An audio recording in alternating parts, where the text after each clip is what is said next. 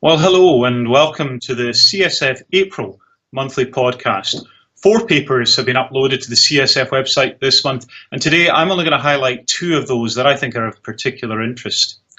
Now, the first paper comes from Prof Machado from the Research Institute of McGill University Health Centre in Canada, and this concerns a cohort study in which the effectiveness and safety of tofacitinib in rheumatoid arthritis was examined.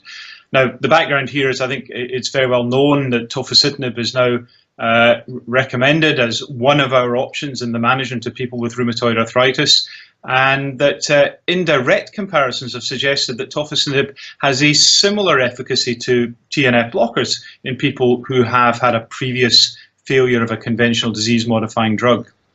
On the other hand, there are concerns that tofacitinib is associated with adverse events, particularly with respect to herpes infection compared with placebo, and in some studies potentially with adalimumab. Although the sensitivity of those studies when assessing adverse events and long-term safety, I think, has been very much debated. Now, this is a retrospective cohort study. The authors are showing us new data in real-world use of tofacitinib in patients with rheumatoid previously treated with methotrexate. And their idea was to evaluate the effectiveness and risk of serious infection associated with tofacitinib compared with DMARDs, TNF inhibitors, and non-TNF blocking biologic medicines. Now, the data were collected from MarketScan commercial claims and encounters. That's a database, and also the MarketScan Medicare Supplemental and Coordination of Benefits database from January 2010 through December 2014. They've included a variety of data, including inpatient, outpatient visits, emergency room visits, and outpatient prescription drug information. Now, the major endpoints reported here were an effectiveness analysis.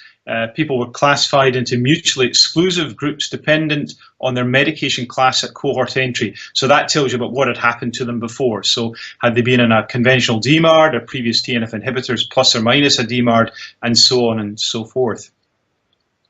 Now, the referent group, that is, if you like, point 1, were people receiving TNF biologics. Now, it's really important to think about how therapeutic effectiveness was measured here. A therapy had to achieve all 6 of the following criteria to be considered effective: high adherence, no biologic or tofacitinib switch or addition, no DMARD switch or addition, no increase in dose or frequency of an index drug, glucocorticoid injection, joint injection, and no or new onset or increase in dose of oral glucocorticoid. Now, they did a 2 sensitivity analysis performed to test therapy effectiveness. The safety analysis was performed such that each patient's follow-up time was divided into consecutive time intervals, with a new interval starting whenever the patient changed, interrupted, and started treatment with one of the drug groups of interest. The occurrence of serious infections requiring hospitalizations were estimated as the rate per 100 patient years for each group. But the important thing to remember here is this real world data. We're not talking here about a clinical trial, so bear that in mind. Now, what about the key results? Well, therapy effectiveness occurred in less than 20% for all exposure groups. Remember that it was all of these criteria that had to be met. This is very different from clinical trial data sets.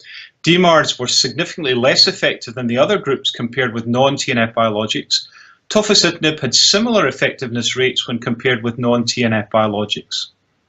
On this analysis, tofacitinib was associated with a serious infection rate of 3.67 per 100 patient years.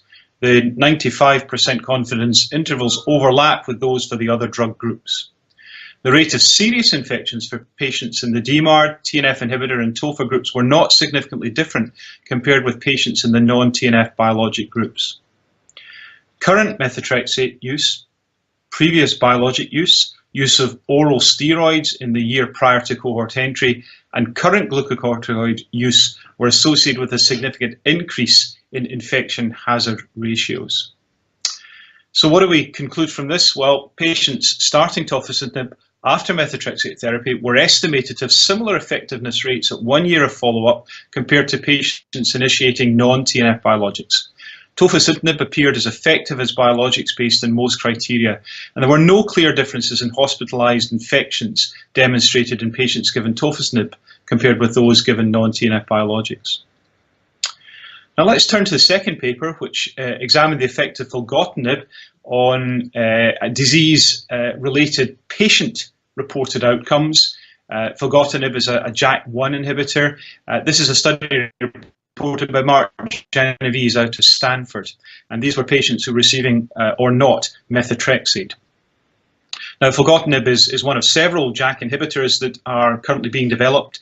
It is a JAK1 selective inhibitor under a number of biochemical and cellular assays, and has been explored in the Darwin 1 and Darwin 2 studies. They've previously been reported and showed that filgotinib did indeed demonstrate efficacy and seemed to be reasonably well tolerated.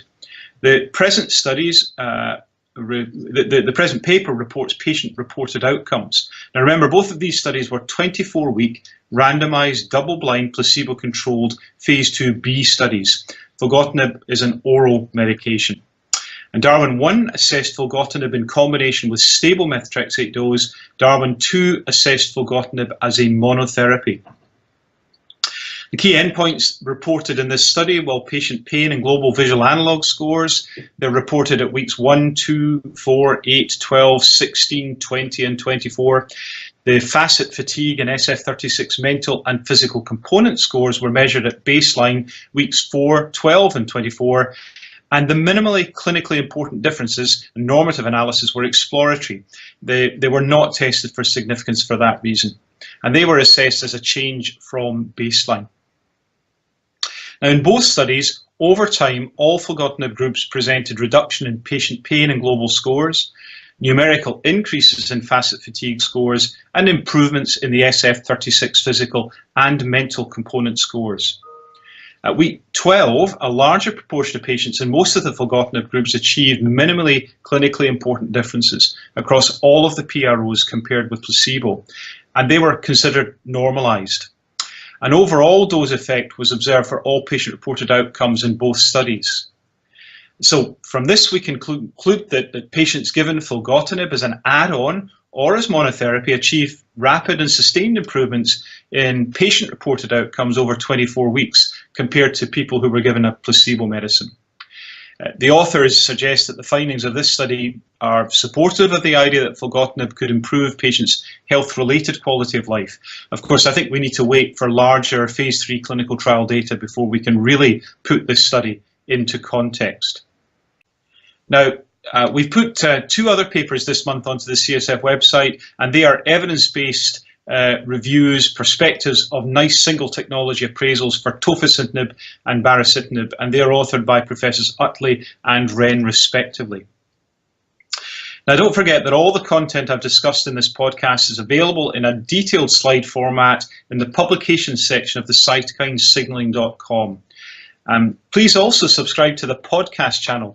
Let us know what you think.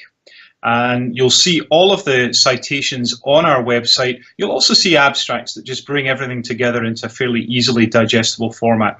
And as ever, it's a real pleasure to have you with us. Thanks so much for listening to the podcast, and I really do hope it's helpful to you in your clinical practice. Bye for now.